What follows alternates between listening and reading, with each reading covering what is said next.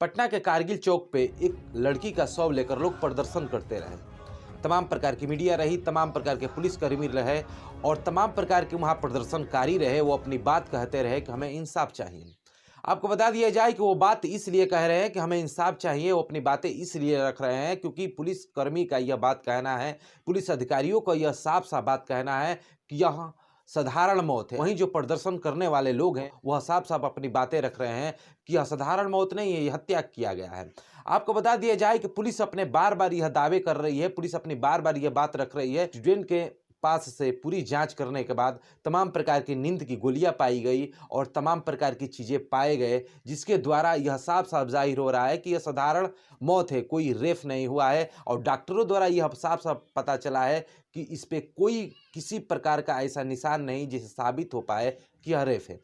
और वहीं जो स्टूडेंट मरी है, जो लड़की मरी है पटना गर्ल्स हॉस्टल में, वहीं उसके साथ कुछ सहेलियां हैं जो अपनी पूरी तरीकों से बातें रख रही है कि नहीं, ये साधारण मौत नहीं है, यह हत्या किया गया है। ये तमाम प्रकार की बातें कह रही हैं। पहले हम इनकी बातें आपको सुनाना चाहेंगे। 5 तारीख को घर जाएंगे, 6 तारीख के बाद गायब थी वो। उसके बाद उनके साथ ये सब हुआ। उनके पेरेंट्स को भी नहीं बताया गया है कि क्या हुआ है। हॉस्पिटल गए, हॉस्पिटल से दूसरी जगह रेफर किया गया है, तब जाके इनके पेरेंट्स को पता चला है कि क्या हुआ है। पेरेंट्स आया, उनसे मिलने नहीं दिया गया। उनको होश आया हॉस्पिटल में, उनको इंजेक्शन दे दिया गया, सारे लोग को हटा दिया गया वहाँ से हॉस्पिटल से। उनको होश आया कि ना पुलिस वहाँ पे था ना। इसमें डॉक्टर की संलिप्तता है? हाँ बिल्कुल है, बिल्कुल है। वो इंजेक्शन देते थे और चालक का भी संलिप्तता है? हाँ बिल्कुल, वही रेप किए हैं।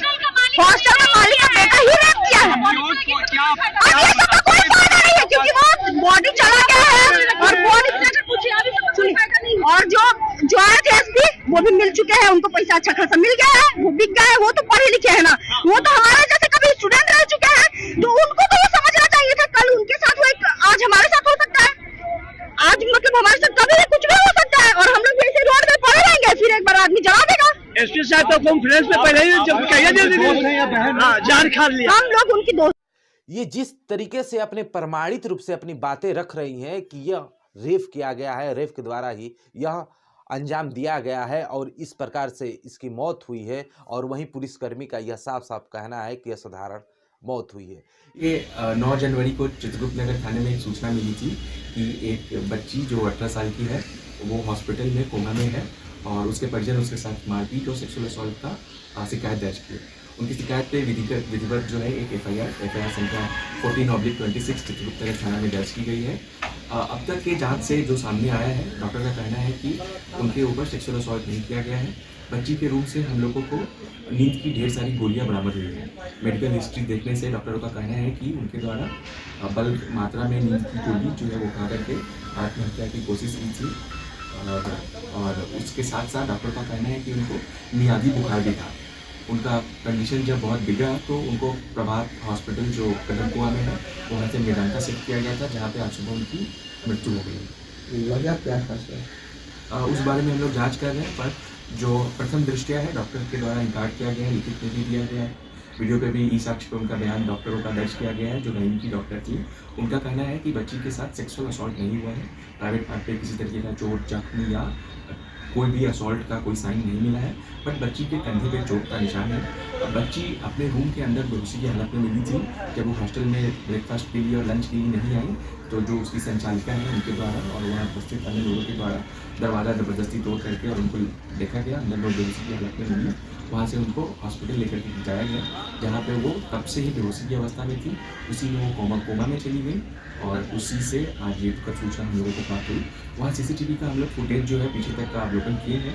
हॉस्टल में मल्टीपल सीसीटीवी कैमराज थे, उससे हम लोगों को कोई फॉल प्ले अब तक नहीं मिला। अब वो आत्महत्या के तरीके ढूंढते हुए पाई गई है। ये अभी जाँच का विषय है। मौत का कारण क्या है, वो फीवर, मियादी बुखार हुआ या वो मेडिकल नींद की दवा का ओवरडोज से ये हुआ है, इसकी जाँच अभी जाएगी। पुलिस को साइड नोट मिला है सर?